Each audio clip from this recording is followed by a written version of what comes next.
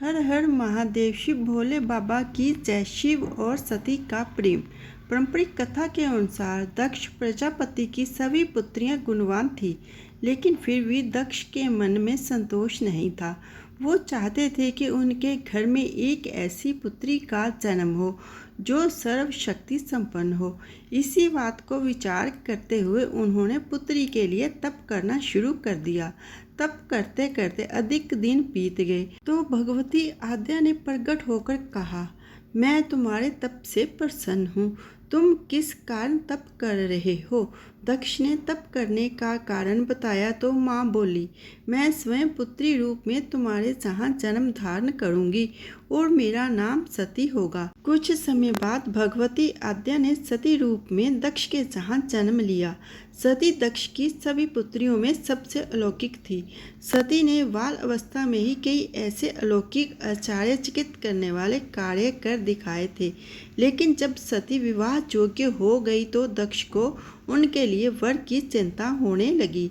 उन्होंने ब्रह्मा जी से इस विषय में परामर्श किया। ब्रह्मा जी ने कहा, सती तो आद्य की अवतार हैं। आद्य आदि शक्ति और शिव आदि पुरुष हैं। अंत सती के विवाह के लिए शिव ही योग्य और उचित वर हैं, लेकिन दक्ष को शिव कुछ पसंद नहीं थे। उनका कहना था कि वो हमेशा गले में सांप और शेर की खाल पहने घूमते रहते हैं, लेकिन सती की जिद के कारण उनको मानना पड़ा।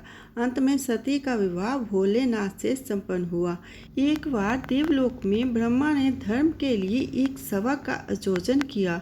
वहाँ सभी बड़े बड़े जन शामिल हुए।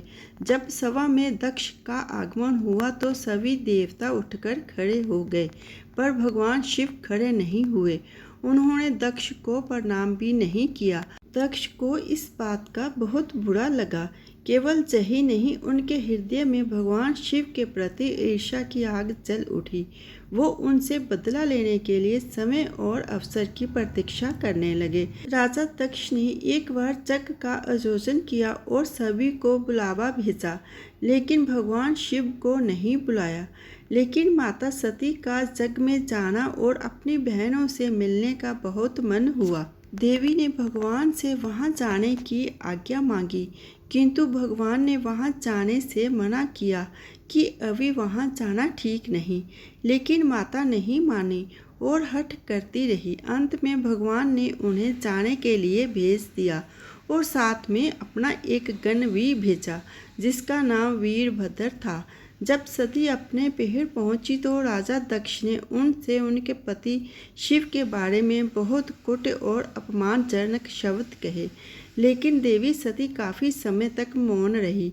कुछ समय बाद सती ने यज्ञ मंडप में सभी देवताओं के तो भाग देखे, किंतु भगवान शिव का भाग नहीं देखा। वे भगवान शिव का भाग ना देखकर अपने पिता से इसके बारे में पूछा तो दक्ष ने कहा कि मैं तुम्हारे पति शिव को देवता नहीं समझता।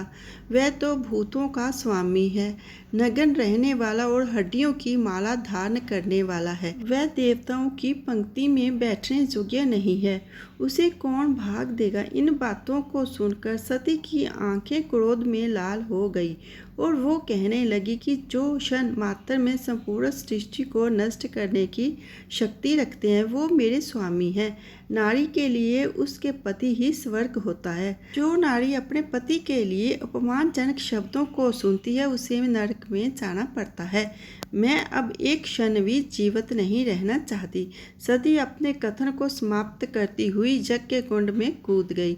जलती हुई आहुतियों के साथ उसका शरीर भी जलने लगा। ये सब देखकर वीरभद्र ने क्रोध में आकर दक्ष का मस्तक काट कर फेंक दिया। जब ये बात भगवान शिव के कानों में पड़ी तो वे प्रचंड आदि की भांति कनखल जा पहुँचे। सती के जले हुए शरीर को देखकर भगवान शिव ने अपने आप को भूल गए। सती के प्रेम और उनकी भक्ति ने शंकर के मन को व्याकुल कर दिया। वे सती के प्रेम में खो गए। वे शुद्ध हो गए। भगवान शिव ने सती के जले हुए शरीर को कांधे पर रख लिया। वे सभी दिशाओं में भ्रमण करने लगे। शिव और सती के इस अलौकिक प्रेम को देखकर पृथ्वी रुक गई, हवा रुक गई, जल का प्रवाह ठहर गया और देवताओं की सांसें भी रुक गई। ये सब देखकर भगवान विष्णु आगे बढ़े और अपने चक्कर से सती के एक एक अंग को काट काट कर गिराने लगे। धरती पर 51 स्थानों में सती के अंग कट कर गिरे।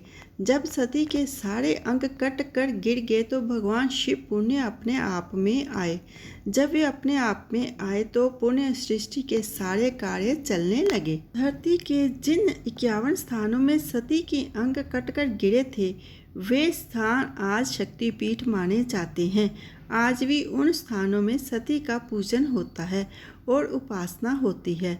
धन्य था शिव और सती का प्रेम। शिव भोले बाबा की जय। फ्रेंड्स, अगर आपको मेरी वीडियो अच्छी लगे लाइक करना, शेयर करना। जो मेरी वीडियो पर पहली बार आए हैं प्लीज़ वो मेरे चैनल को सब्सक्राइब कर देना। सब्सक्राइब करना बिल्कुल फ्री है और जिन्होंने सब्सक्राइब करके रखा उनका मैं दिल से धन्यवाद करती हूँ। भोले बाबा की और माता सती की कृपा सबके ऊपर बनी रहे। शिव भोले बाबा की जय। सती मैया की जय।